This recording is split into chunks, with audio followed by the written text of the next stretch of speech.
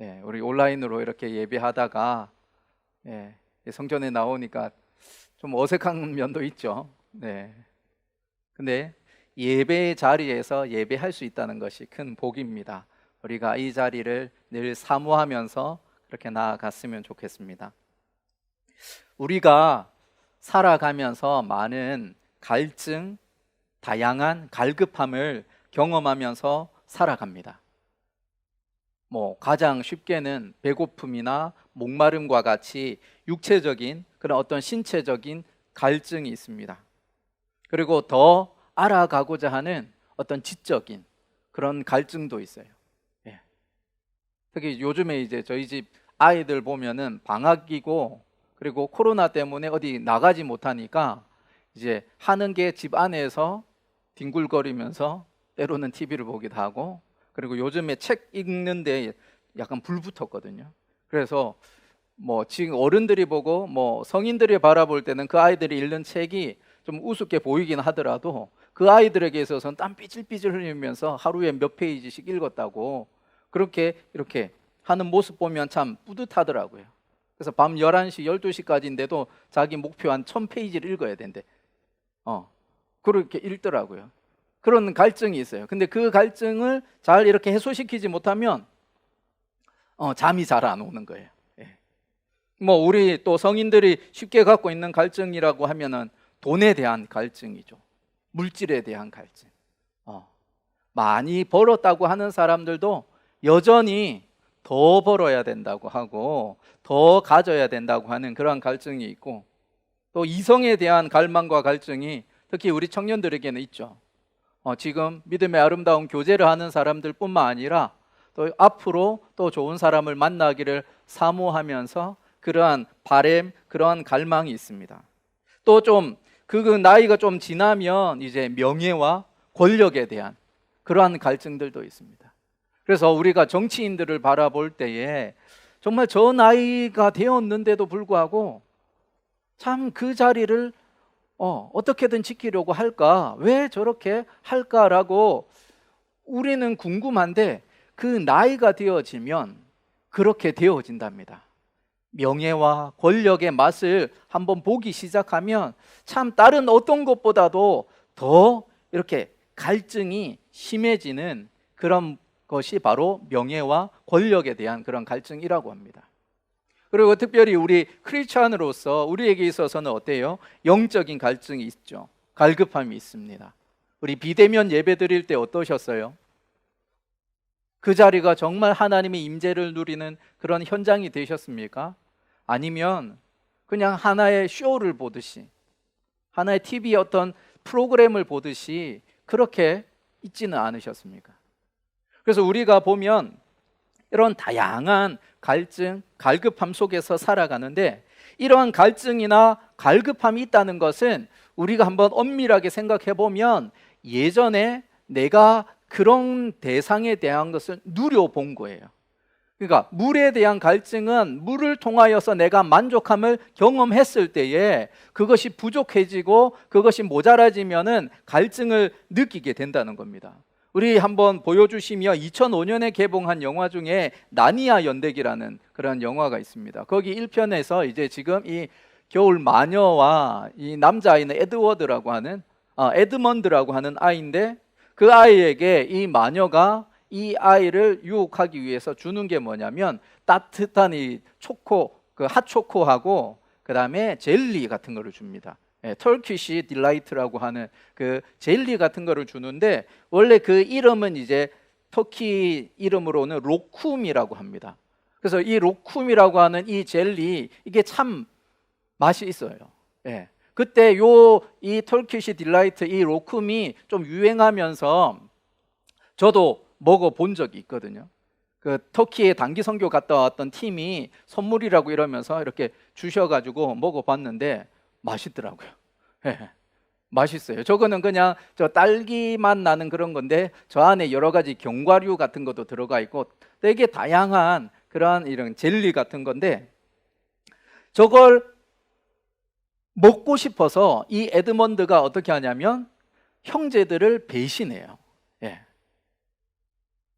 그런데 이 에드먼드가 나니아라고 하는 이 나라에 들어오기 전까지는 이 터키시 딜라이트를 먹어본 적이 없어요.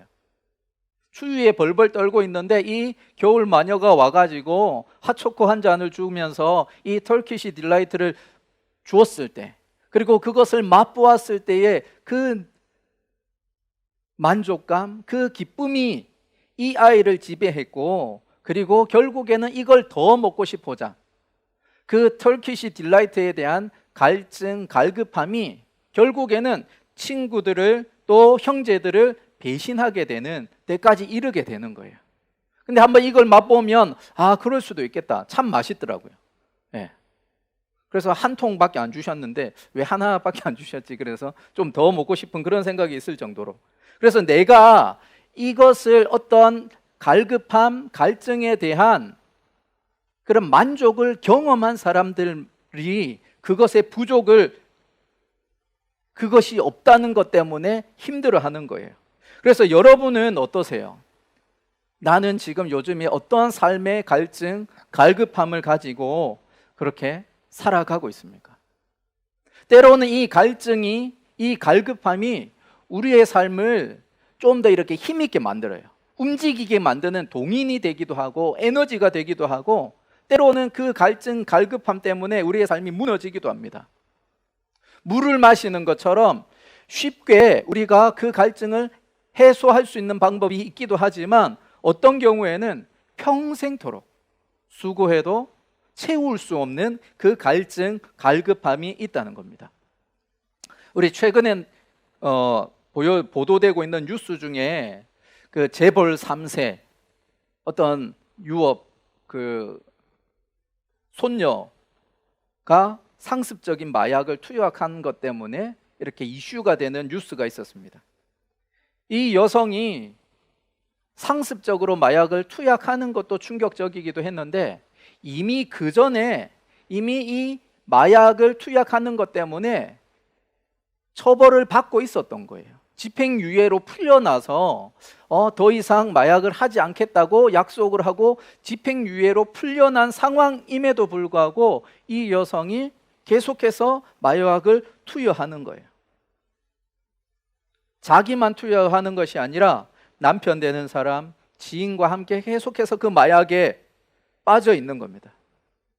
그리고 그 사건 때문에 결국에 남편인 사람은 극단적인 선택을 했고, 지금 그 여성은 지금 처벌을 받기 위해서 그렇게 기다리고 있어요.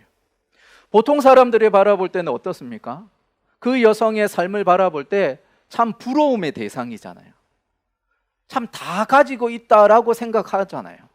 할아버지가 정말 큰 기업을 창업을 해서 아버지와 이제 자신의 대에 이르기까지 부가 넘쳐나고 있는데, 부족함이 없는데, 이 여성에게 있어서는 자신을 채울 수 없는 그런 갈증이 있는 거예요. 갈급함이 있는 겁니다. 마약이 무서운 게 어떻습니까? 마약은 처음 투약을 하는 순간에 즉각적인, 이루 표현할 수 없는 기쁨과 즐거움을 우리에게 선사합니다. 형언할 수 없는 기쁨을 선사하는 게 마약이잖아요. 그런데 어때요? 그 기쁨이 영원하지 않아. 그 기쁨이 강렬했던 것만큼 그 마약의 효력이 떨어지는 순간 더 큰 갈증과 그 욕구가 타오르듯이 올라온다는 겁니다. 그래서 한 번 더 이렇게 하다가 결국에는 중독의 자리로 가게 되고, 더 센 거, 더 자극적인 거, 더 강렬한 것을 추구하면서 그렇게 살아가는 거예요. 머리로는 이거 하면 안 되라고 아는데도 몸이 계속해서 반응하는 거예요. 도무지 채울 수 없는 그 갈증과 갈급함 속에서 그 삶이 무너지는 겁니다. 오늘 우리 읽은 말씀에 등장하는 사마리아 여인을 한번 보십시오. 이 여인도 인생의 갈증과 갈급함 속에 살기 위하여서 대낮에 그 뜨거운 태양이 장렬하는 그 시간에 우물가로 나아왔습니다. 생존을 위한 가장 근본적인 욕구, 그 목마름을 해결하기 위해서. 보통 사람들이라면 이른 아침이나 늦은 저녁에 좀 시원할 때 우물가로 가서 물을 떠는데, 이 여인은 어때요? 사람들의 따가운 시선이 있다 보니까 사람들의 눈을 피해야 되는 거예요. 뜨거운 태양이 비춰도 그것보다 사람들의 시선이 더 고통스러워서 뜨거운 태양 아래 물을 길러왔습니다. 자신의 삶이 떳떳하지 못하였기에 사람들의 시선을 피해서 그렇게 왔어요. 물을 길러오는 이 일은 어떻습니까? 한 번으로 끝나는 일이 아니에요. 오늘 물을 길러서 집으로 가면 며칠간은 그 물 때문에 내가 그 갈증을, 그 갈급함을 해소할 수 있지만, 물이 떨어지는 순간 다시금 찾아오는 그 갈증과 갈급함이 있어요. 그래서 한번 보여주시면 이 여인의 삶을 추격하면 이런 모습입니다. 끊임없이 반복되는 삶의 갈증과 갈급함, 그리고 이를 해결하기 위한 고통과 수고. 근데 이 모습이 이 여인에게만 국한되는 게 아니에요. 한번 우리의 삶을 한번 보십시오. 우리에게도 그런 모습이 있지 않습니까? 내 삶을 돌아볼 때에 끊임없이 반복되어지는 그 갈증과 갈급함이 있고, 그것을 채우기 위하여서 내가 수고하고 노력하고 애쓰고 있습니다. 끝났다 하면 좋겠는데 계속해서 또 다른 그러한 갈증이, 그 갈급함이 우리의 삶을 집어삼킵니다. 책 중에 이제 하나님을 탐닉하라라는 책이 있는데, 마이클 존 큐직이라고 하는 목사님이 쓴 책인데, 영어 원서로는 Searching for God이고, 그것이 이제 번역되면서 하나님을 탐닉하라라는 책이 있습니다. 이 책에 보면은 한 이야기를 하나 들려줄게요. 한 랍비가 자신의 제자에게 들려주는 이야기인데, 종달새 이야기입니다. 이 종달새 한 마리가 있었어요. 뜨겁고 황량한 사막을 이렇게 날아다니면서 먹이를 찾으면서 그렇게 노래를 부르는 종달새였는데, 먹이를 찾기가 너무 어려워지는 거예요. 너무나 지치고 힘든 그런 상황 가운데 어디선가 누구의 소리가 들리는 거예요. 지나가던 상인이 하는 얘기가 맛있는 벌레 있습니다 그러는 거예요. 맛있는 벌레 있어요. 그러면서 하는 말이 뭐냐면, 벌레 2마리당 깃털 하나면 벌레 2마리 줍니다 라는 소리가 들리는 거예요. 먹을 것이 없어서 죽어가려고 하는 이 종달새에게 있어서 벌레 2마리에 깃털 하나래요. 자신의 모습을 보면 수없이 많은 깃털이 있으니까 살기 위해서라면 뭐 깃털 하나 뽑아서 줘도 그 벌레 2마리 먹는 것이 더 지혜롭겠다 생각을 해가지고 그 상인에게 갔어요. 그래서 자신의 깃털 하나를 뽑아주면서 벌레 2마리를 받는 거예요. 정말 맛있고 정말 기름진 이 벌레를 먹으면서, 아, 잘했다. 내가 가지고 있는 이 많은 깃털 중에 하나인데 뭐. 그러면서 만족하면서 그랬어요. 근데 갈급함이 어때요? 계속 생기잖아요. 배고픔이 계속 찾아오잖아요. 그런데 또 상인이 지나가면서 깃털 하나면 벌레 2마리야 라고 하는 거예요. 아우, 기껏 하나의 깃털 뭐 어때? 또 가서 벌레 2마리와 바꾸는 거예요. 그렇게 하루하루 지나갑니다. 어느 날도 또 상인의 그 들리는 소리에 반응해서 갔어요. 그리고서는 또 배부르게 그 벌레를 먹었는데, 이제 나르려고 하니까 못 나르는 거예요. 보니까 내 몸에 더 이상 깃털이 없는 거예요. 그 이야기를 하면서 이 상인이 누구냐? 사탄이라는 겁니다. 사탄이 우리에게 교묘하게 와가지고 하는 말이 뭐냐면, 너가 살아갈 그 많은 날들 중에 하루 정도 너의 욕망을 채우기 위해서 허비하면 어때? 라고 하는 거야. 그리고 우리도 볼 때 아직도 내가 살아갈 날이 많이 있으니까 1년 365일, 아직도 40년, 50년, 60년 그렇게 살아갈 날이 많이 있으니까 이 하루 정도는 괜찮겠지 이렇게 하는데 어느 시점에 되어서 보니까 내가 죽음을 눈앞에 둔 그때가 되어져 버린 거예요. 세상의 것으로 계속해서 채워가려고 했는데 결국 지나가 보니까 내 인생만 다 망가지고 무너져 버린 겁니다. 지금 갈급함의 굴레 속에서 우리는 살아가요.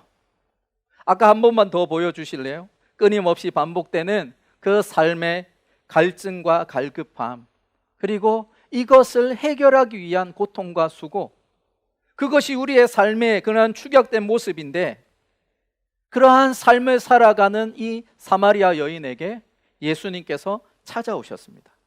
요한복음 4장 7절을 보면 예수님께서 그 여인에게 물을 좀 달라라고 이야기합니다. 물을 좀 달라. 누가 그러세요? 예수님이 그렇게 말씀하세요. 자, 여기서 중요한 것은, 우리가 좀 주목해야 될 것은, 예수님이 물에 대한 갈증과 갈급함을 갖고 있다는 거예요. 예수님도. 우리만 그런 것이 아니라 예수님도 그러하시다는 거예요.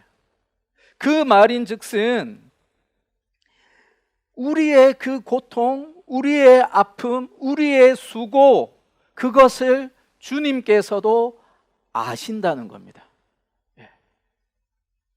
근데 우리는 이 갈증, 이 갈급함을 해결하기 위한 여러 가지 수고와 애씀이 있지만 도무지 해결될 수 없습니다. 그런데 주님에게 있어서는 분명한 해결책이 있다는 사실입니다.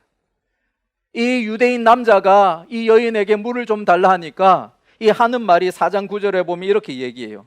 당신이 유대인인데 어찌 나한테 사마리아 여자에게 물을 달라고 합니까? 왜 이런 말을 해요? 사마리아인하고 유대인하고 그냥 극인 거예요. 상극인 거예요. 상종하지 않는데, 특히나 남자 여자 완전 상극 중에 상극이니까 이렇게 요청하는 것이 그냥 이상한 거예요. 그런데 10절을 보면 우리 한번 같이 읽어볼까요? 10절 말씀 시작. 예수께서 대답하여 이르시되 네가 만일 하나님의 선물과 또 내게 물 좀 달라 하는 이가 누구인 줄 알았더라면 네가 그에게 구하였을 것이요 그가 생수를 내게 주었으리라. 지금 예수님은 표면적으로는 이 사마리아 여인에게 물 좀 다오라고 부탁을 했지만, 지금 예수님이 그 여인에게 그런 요청을 했던 이유는 뭐예요? 내가 너에게 진정한 생수를 주겠다라는 것을 이야기하고 있는 겁니다. 그 여인에게 생수를 주기 위하여 내가 여기 왔다라고 말씀하시는 거예요. 요한복음 7장 37절을 보면은 예수님이 이렇게 말씀하세요. 누구든지 목마르거든 내게로 와서 마셔라 이야기합니다. 누구든지 목마르거든 내게로 와서 마셔라. 근데 그 말을 할 때가 언제예요? 명절 끝날이에요. 그리고 그 명절은 어떤 명절이냐면 초막절입니다. 초막절. 초막절은 출애굽의 여정 속에서 광야에서 하나님께서 그들을 보호하여 주시고 지켜주신 것을 기념하는 절기예요. 그래서 이스라엘 사람들은 자신의 그러한 생업, 그 삶의 터전을 내려놓고 초막절이 되면 광야로 나아가서 일주일간 나뭇가지와 풀을 가지고 텐트를 칩니다. 그리고 초막절을 지켜요. 그리고 그 초막절의 그 배경의 뒤에는 어떤 이야기가 있냐면, 출애굽의 그 모든 여정 속에서 가장 고통스러웠던 것은 식수 부족이었어요. 물이 없어서 때로는 하나님을 향하여, 때로는 모세를 향하여서 물을 달라고 하면서 부르짖었던 이스라엘 백성입니다. 그래서 초막절 끝날에 예수님께서 이 말씀을 하시는 것은 이스라엘 사람들에게는 너무나 큰 충격으로 다가오는 거예요. 초막절을 기억할 때에 하나님께서 그 출애굽의 여정 속에서 그들을 먹이시고 입히셨던 것을 기념하는 날인데, 그들의 물 부족을 채워주심을 기념하는 그런 절기인데, 예수님께서 지금 하시는 말씀이 내가 그 부족함을, 그 갈급함을 채워줄게 라고 말씀하고 있는 거예요. 누구든지 나에게 와서 마시라 말씀하고 있습니다. 그리고 지금 이 사마리아 여인에게 그 말씀을 미리 말씀하시는 거예요. 우리 다시 한번 4장 10절의 말씀 한번 보여주시면, 예수님이 이 생수를 이야기를 할 때 하나님의 선물이라고 이야기를 합니다. 하나님의 선물. 선물과 대가는 다르죠.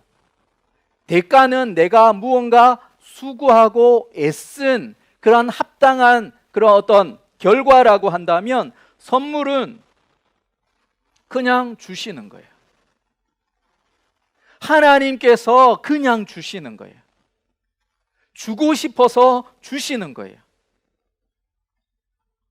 사마리아 여인을 주님 만났을 때도 그러잖아요. 사마리아 여인이 예수님께 뭔가 한 것이 없어요. 물이라도 한 잔 떠줬으면 잘했다 하면서 뭔가 대가로 줄 텐데 그게 아니에요. 선물로 너에게 목마르지 않은 생수를 주겠다 말씀하십니다. 우리 블레즈 파스칼이라고 하는 프랑스의 천재 수학자요, 과학자요, 철학자요, 그 분이 쓴 탕세라는 책이 있죠. 거기에 우리 한번 보여주시면 여러 명언을 남겼습니다. 사람은 생각하는 갈대다. 또 클레오파트라의 코가 조금만 낮았더라도 세계의 역사는 완전히 바뀌었을 것이다. 그 다음에 거 한번 보여주실래요? 같이 한번 읽어볼까요? 연애에는 나이가 없다. 그것은 언제라도 일어난다. 예. 혹시 이게 복음으로 들리면 예. 우리 한번 또 다른 명언이 있는데 한번 읽어봅시다. 하나님이 있다는 쪽에 내 길을 걸어라. 만일 이긴다면 무한한 행복을 얻을 수 있지만 진다 하여도 잃을 것은 아무것도 없지 않은가. 그러니 주저 말고 하나님을 믿어라. 그러지 않아요? 예. 그리고 오늘 말씀과 관련해서 이런 명언을 남겼습니다. 우리 같이 한번 읽어봅시다. 모든 사람에게는 오직 하나님만이 채울 수 있는, 하나님이 만드신 공간이 있다. 파스칼은 사람을 바라볼 때, 그 인생을 바라볼 때 하나님만이 채울 수 있는 그거, 하나님 때문에 만족을 누릴 수 있는 그것이 있다는 거예요. 근데 사람들은 하나님을 떠난 이후에 하나님만이 채울 수 있는 그 자리에 다른 것들로 채우는 거예요. 돈으로 채우고, 명예로 채우고, 물질로 채우고, 권세로 채우는데 채워도 채워지지 않는 거예요. 하나님만이 채우실 수 있으니까. 그래서 요한복음 4장 13절 14절 보면 우리 한번 같이 읽어봅시다. 예수께서 대답하여 이르시되 이 물을 마시는 자마다 다시 목마르려니와 내가 주는 물을 마시는 자는 영원히 목마르지 아니하리니 내가 주는 물은 그 속에서 영생하도록 솟아나는 샘물이 되리라. 하나님께서 주시는 것과 세상이 우리에게 보여주는 것과는 극명한 차이가 있는 거예요. 세상의 것은 우리의 갈급함을, 그 갈증을 조금은 해소시킬 수 있을지 모르지만 여전히 내 속에 반복적으로 끊임없이 그 갈증과 갈급함이 찾아오지만, 하나님은 영원히 목마르지 아니하는 그 생수를 우리에게 주시겠다 말씀하고 계십니다. 끝없는 갈증과 갈급함 속에서 우리가 살아가는데 하나님께서 주시는 것을 누리는 사람은 이렇게 고백합니다. 우리 시편 23편이요. 우리 같이 읽어봅시다. 여호와는 나의 목자시니 내게 부족함이 없으리로다. 내게 부족함이 없으리로다. 하나님이 채우시고 계시니까 부족함이 없다 말합니다. 또 4절 5절을 한번 보면 한번 같이 읽어봅시다. 주께서 내 원수의 목전에서 내게 상을 차려주시고 기름을 내 머리에 부으셨으니 내 잔이 넘치나이다. 부족함이 없을 뿐 아니라 넘쳐나는 그 은혜가 하나님으로부터 부어진다는 사실입니다. 다윗은 하나님 때문에 내 삶을 그분께 맡겼더니 하나님 때문에 부족함이 없는 삶을 살았고 넘치는 인생을 살았다 고백합니다. 우리의 삶에 끊임없이 찾아오는 그 갈급함, 그 갈증을 채울 수 있는 분은 오직 하나님밖에 없어요. 요한복음 10장 10절을 보면 예수님께서 이 땅에 오신 이유를 이렇게 설명합니다. 내가 온 것은 양으로 생명을 얻게 하고 그 다음에요 더 풍성히 얻게 하려는 것이라. 우리 더 풍성이라는 뜻의 의미를 조금 보여주시면 이 헬라어로 페리소스라는 말입니다. 페리소스라는 말은 기대 이상으로 넘치는 풍성한, 내가 생각지 못하는 그러한 풍성함을 이야기를 하는 거예요. 연명하는 구원이 아니고 풍성하게 넘치는 누리는 구원을 우리에게 주시겠다 예수님께서 말씀하시는 거예요. 그 모습은 사마리아 여인을 보면 알아요. 그 여인이 예수님을 만난 이후에 했던 반응이 뭐예요? 사람들의 시선을 피해서 대낮에 물을 떨어왔던 이 여인이 예수님을 만나고 나니까 사람들에게 가서 내가 메시아를 만났다, 내 인생을 가득 채우시고 넘치게 하시는 그 주님을 만났다, 동네에 나아가서 당당하게 증거하고 있다는 사실이에요. 세상 사람들은 끝없는 갈증 속에서, 갈급함 속에서 인생을 허비하면서 살아가지만 하나님을 만난 사람들은 영원히 목마르지 않는 그 풍성함으로 이 땅을 살아갔습니다. 자신의 생각과 기대에 그것보다 더 넘치게 채우시는 하나님, 풍성하게 부으시는 하나님 때문에 내 잔이 넘칩니다, 내가 부족함이 없습니다, 그렇게 고백하며 하나님을 찬양하고 하나님을 높이며 그렇게 살아갔습니다. 지금 우리가 이 코로나 시대를 살아갈 때에 참 여러 모양으로 갈급함이 더해져 가는 이때입니다. 그런데 그 갈급함, 그 갈증을 온전히 채우시고 넘치게 하시는 분은 하나님이십니다. 우리가 이 갈급함을 다른 어디에서 찾는 것이 아니라 하나님 안에서 나를 풍성하게 하시고 나를 가득 채우시고 넘치게 하시는 그 하나님 안에서 우리의 갈급함을 채워가기를 소원합니다.